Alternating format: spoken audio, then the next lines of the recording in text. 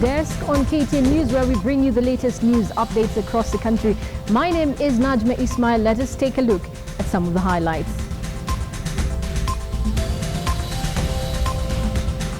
And in sight as government set to address striking teachers. Stalemate in Nyeri Hospital as governor threatens to fire all striking nurses. And government safety measures ahead of El Nino rains.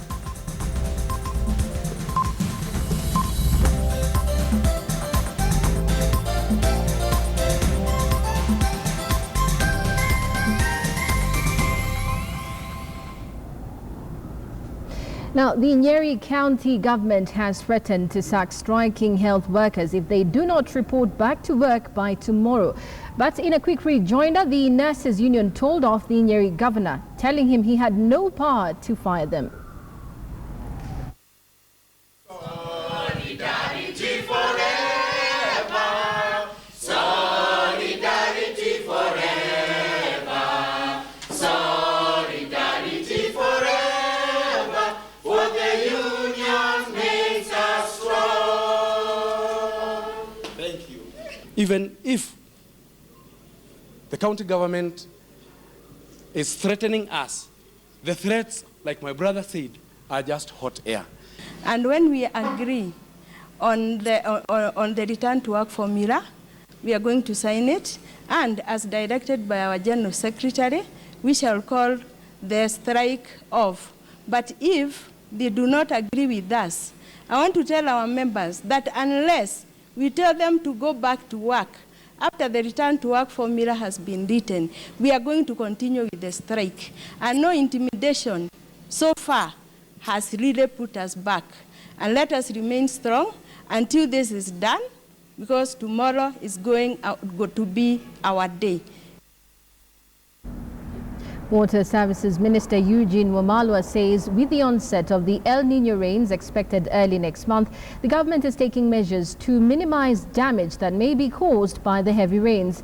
The government of Japan, in conjunction with the ministry, to dig several dams in different parts of the country to harvest the waters. Now, the minister was speaking in Nairobi after meeting a Japanese delegation.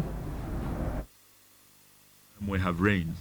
Instead of harvesting this water and turning it into a resource, we have actually let this water become a risk to human life.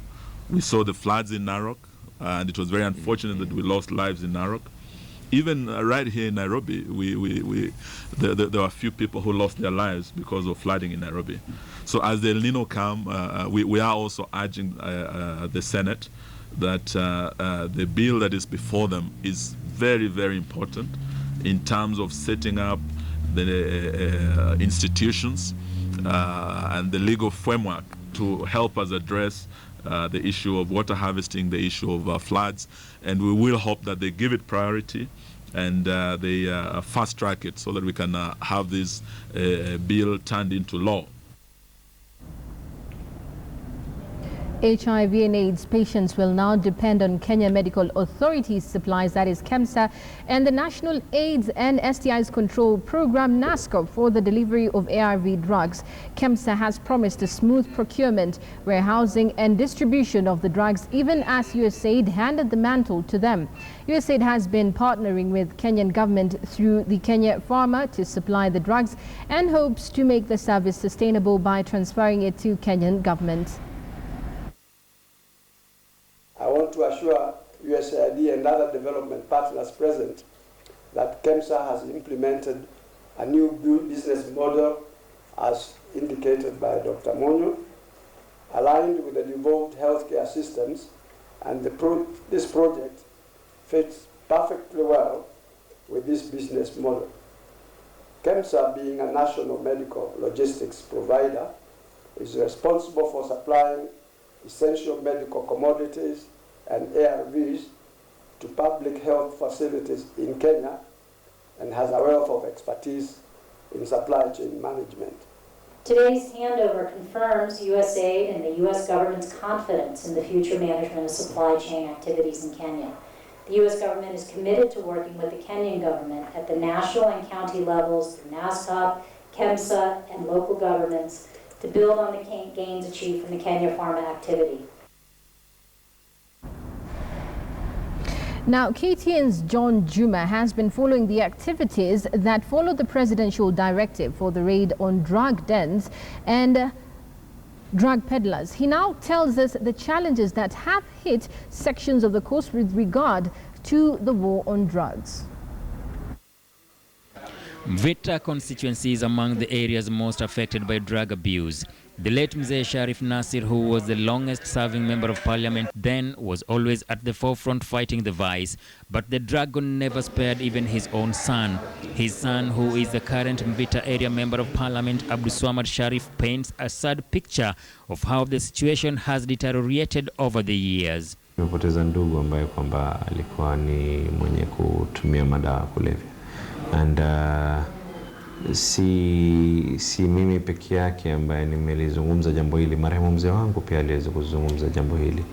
So and right now in Mvita hakuna mtu unayeweza kumuuliza kuhusiana na masala ya madawa kulevya ikawa hakuna mtu katika jamii yake ambaye hajawahi kupatikana na mkasa huu. Ni zaidi ya ubovu, mimi nasema ni muozo. Lakini pia ni kwamba mbona dawa hii iko pwani peke yake? Je, imekuja by chance ama ni nia ya watu fulani kuileta ili kujaribu kumalizana na vijana wa coast? But why has the drug menace proven so hard to fight? Abdulswamad says the risks involved are very high since the business is very lucrative and the barons rake in millions if not billions of shillings. Hiki kitabu tu peke yake ikiwa ni madawa ya kulevya ni mamilioni. Sasa ni tofauti kubwa sana. Ni lazima kuwe na more of intelligence. Ni lazima serikali iwe na budget ya kutosha kama ile ya jicho pevu labda, ya kuweza kutumia budget tufanye intelligence nzuri ili tuweze kuangukia mabwenyenye. Hilo ndio jambo serikali haijaweza kabisa kufanya. Once in a while, they have managed to conduct surprise raids in some drug dens and suspected drug users arrested. Sitaki kusikia masikani yaitwa magwendes, crazy boys, sijui nini, hiyo yote lazima ifungwe, iondolewe, watoto wakae majumbani kwao. Such raids include these conducted in Shimanzi areas and in Mwembe Tayari areas some time back. But this only serves the purpose of demand reduction, while the supply chains remain intact. Unlike the raids on illicit brews where political leaders joined security forces during the operations, Abdulswamad says the war on drugs requires a lot of intelligence and calculated moves. This is a war that will never be able to be won individually. Everyone has to collectively come together. Every single person has to collectively fight this. As the president's directive to fight narcotics, especially the barons who supply them, is being implemented, questions still linger. What options do political class at the coast region have in store to complement security forces in this fight? Every single primary school child within the constituency of Mvita has a school diary. And in that school diary, there's indications telling a parent that these are the signs that your child is now starting to use drugs. That is one of the campaigns that we have come up with. John Juma, KTN News, Mombasa. Some good news regarding food. Kenyans could be looking ahead to better days as the government trains in on high maize flour prices. Now, the Ministry of Agriculture says it has released 800,000 tons of maize from its strategic reserves to stock supply in the market and restore price stability on Kenya's staple food. KTN's Abby Agina has more on that story. The rising population that is fast approaching the 50 million mark has put increased pressure on agricultural land and output and also stretched the government's efforts to provide adequate food to the population. According to the Kenya National Bureau of Statistics, prices of Kenya's staple food, maize, has risen to a 13-month high owing to dwindling supply in the last few months. The rising prices have forced the already burdened Kenyans to dig even deeper to afford the most basic of food commodities. And this has now triggered the government into action. The reality is millers are buying maize at an average price of 2,900 or 3,000 thereabouts, and that is what is reflecting in the price of maize flour. The state says it has released 800,000 tons of maize to bridge the huge supply deficit. A 90-kilogram bag will retail at 2,300 shillings, a 600 shillings discount from the current market price of 2,800. With the price that we have given, we expect that price to come below 100. And that we want to see even go further down as we get much more supply of maize from the harvests. But once the harvest come through, we should be able to see that price slide much faster than we have seen before. With the injection, Eden is projecting that the prices will fall by between 14 to 20 shillings, bringing relief to millions of households as well as dairy farmers who rely on maize to feed their animals. We want to see the price of maize flour come down. The move could be a boon to farmers as it frees up space at the National Cereals and Produce Board ahead of the October harvests. We are in the process of handing over 13 grain storage facilities, particularly in the maize farming areas. They are coming accompanied by 36 dryers. So far, NCPB says its silos are filled to capacity. As of September, the country has maize stocks of 14.6 million bags, with farmers holding on to 6.7 million, traders 2.35 million, and millers and the NCPB holding the remaining 5.1 million bags. Harambee Stars, KTN Business.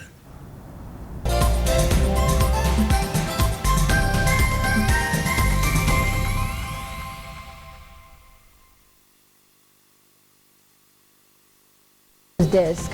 Now, will President Uhuru Kenyatta seek a second term in office on a Jubilee Alliance party JAP ticket? That has been the question on the minds of supporters of the president's party, the National Alliance, as well as their partners in the ruling Jubilee coalition, the United Republican Party. For months, President Kenyatta has given the strongest indication yet that the two parties may fall to give way to JAP. Kenyatta told Jubilee delegates at State House Mombasa on Wednesday to drum up support for JAP.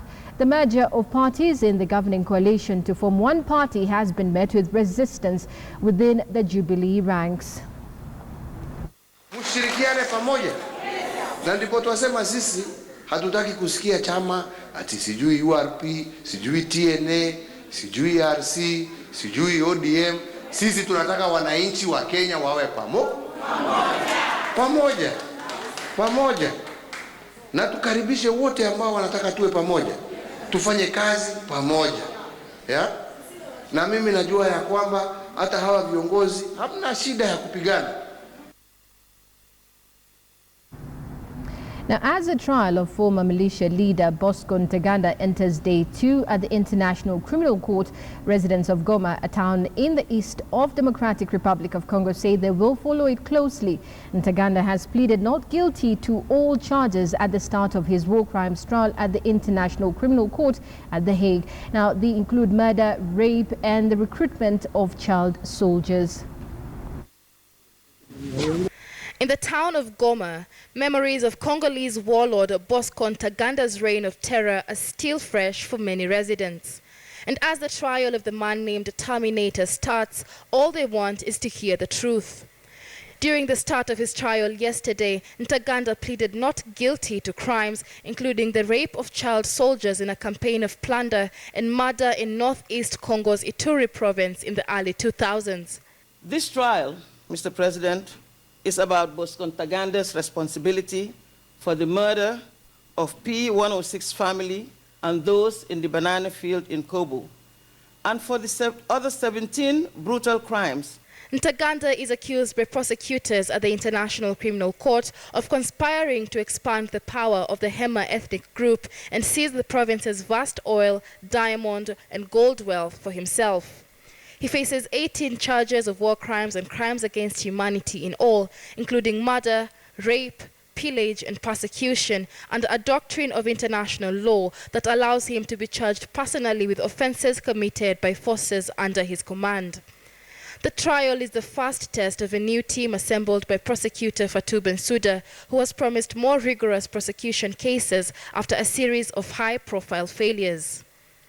Michelle Ngele, KTN News. Now, mobile phone manufacturer Samsung is betting big on growing its volumes within Africa, even as heightened competition continues to play out in the smartphone niche. The company this week launched Galaxy S6 Edge Plus in Nairobi. The phone, targeting the middle class and high net worth individuals, will be fetching a pretty penny. Now, the phone, currently pegged at an average of 100,000 shillings, has among its features a 64 GB storage variant and high lens camera. Pre-ordering for the Galaxy S6 Plus in the US and UK kicked off last month after launches in the respective markets. Now, shipments of the phone are expected to begin on Thursday. Samsung handset sale volumes for the Galaxy S4, released in 2013, is known to have set the firm's sales record of 70 million units globally. Now, the firm struggled to fend off stiff challenge from Apple in the high-end market and rising Chinese firms such as Tecno and Xiaomi in the fast-growing mid and low-end markets. Both Samsung S5 and its Note version have so far had an impressive run in the Kenyan market. Bringing out new devices faster than anybody else that can be able to innovate. Because when the Edge came out, that was the most talked about thing in the societies at that point in time. So we've gone a step ahead, and we've brought an S6 Plus Edge. Why? It's because we listen to the customers. If a product is 90,000 or 50,000 and you're getting it for 10,000, be sure that's a fake. Welcome back. Now we cross over to our town centre office, where we are joined by lead researcher Mr. Tom Wolf to tell us about the Ipsos survey. The number of victims of crime in Kenya has dropped by nearly half in the last 3 months, according to a survey by Ipsos. The survey, conducted in 41 counties, shows Nairobi County recorded the highest number of incidents, while Central, Nyanza and Rift Valley had the least. Welcome, Mr. Wolf. Thank you.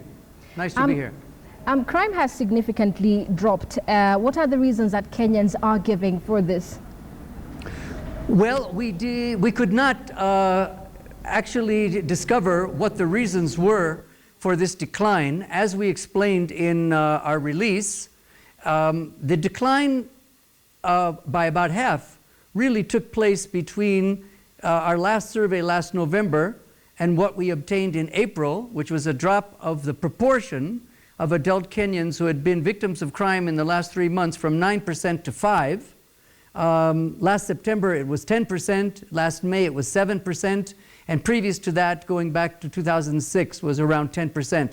So again, in our recent survey that was completed at the beginning of this month, the figure is about half of that at 5%, and that means not that there is less crime in the country, because of course the population is increasing all the time. In fact, if I was reading today's Standard and I see that just in Nairobi in the last day or so, quite a number of very serious criminal incidents, including a man stabbed to death or trying to protect his girlfriend's handbag that was grabbed, and so on and so forth.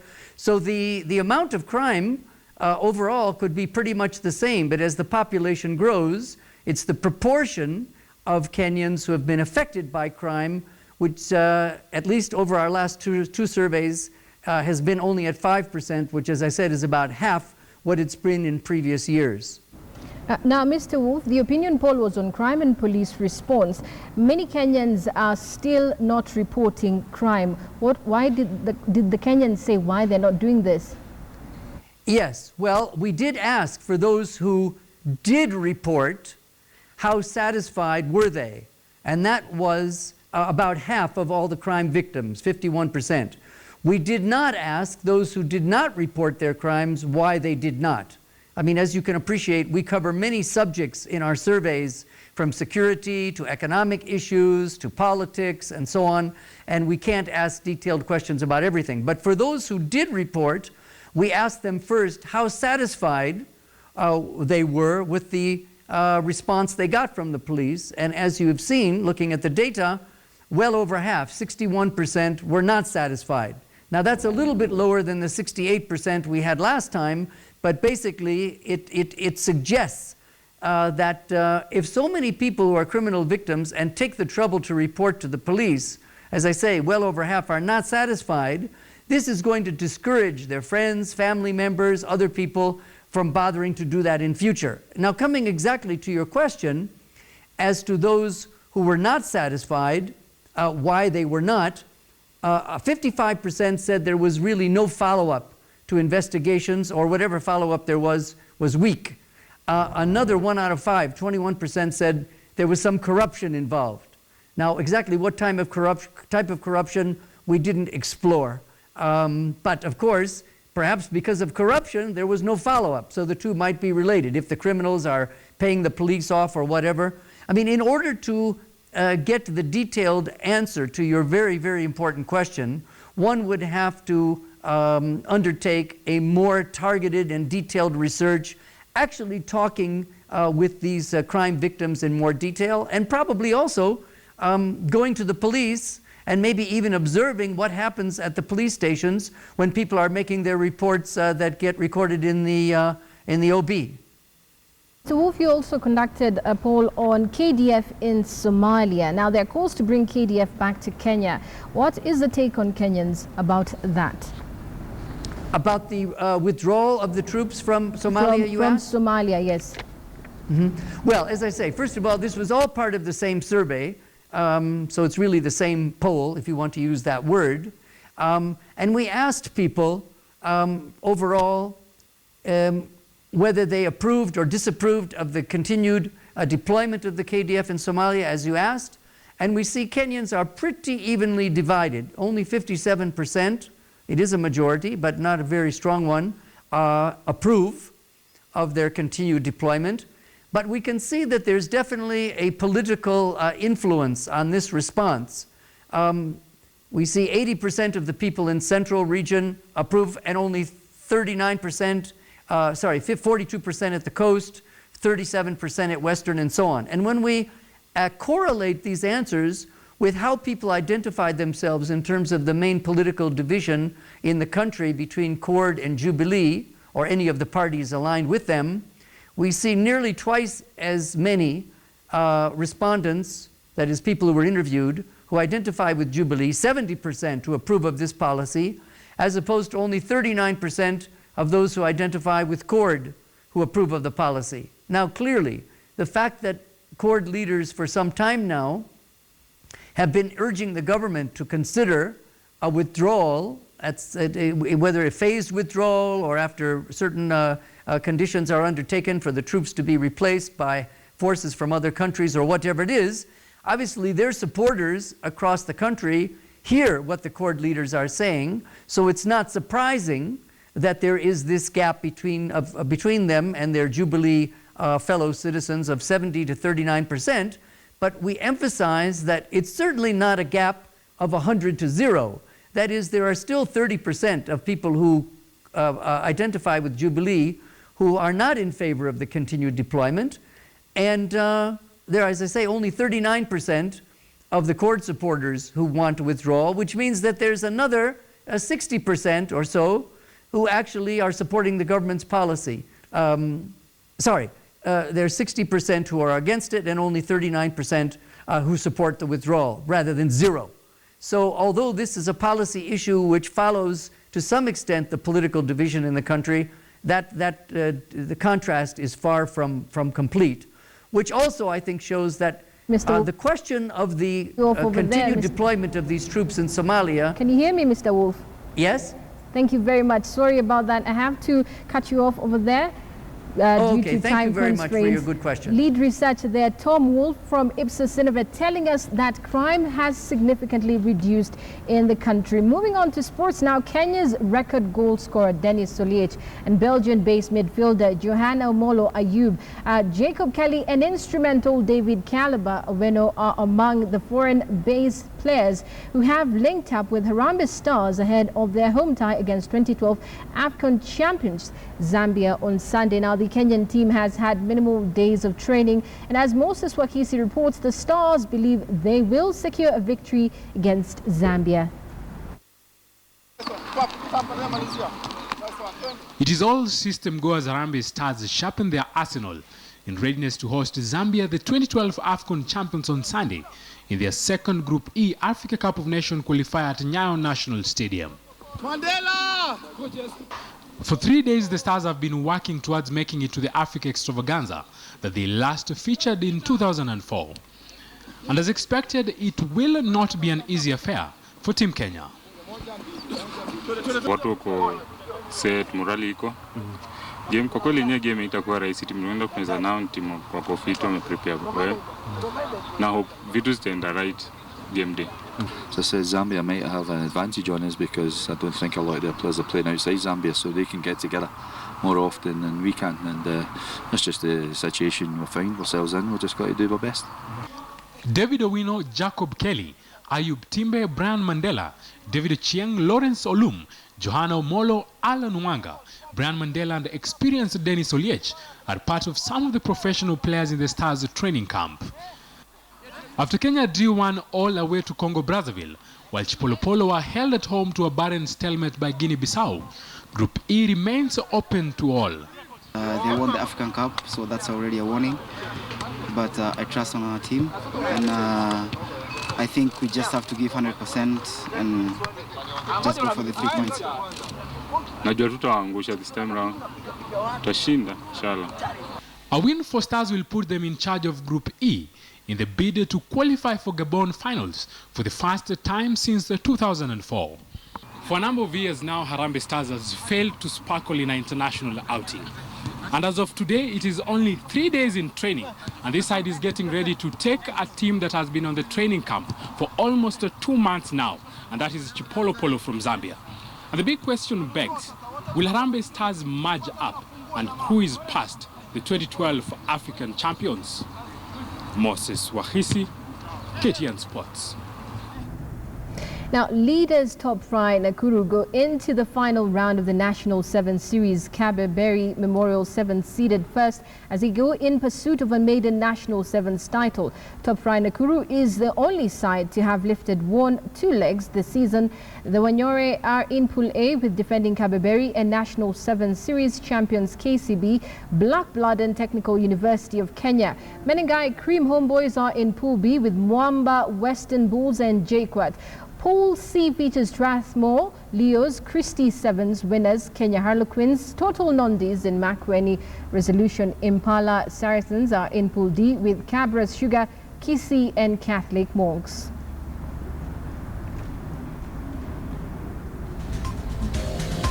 Well, that's it on News Desk. My name is Najma Ismail.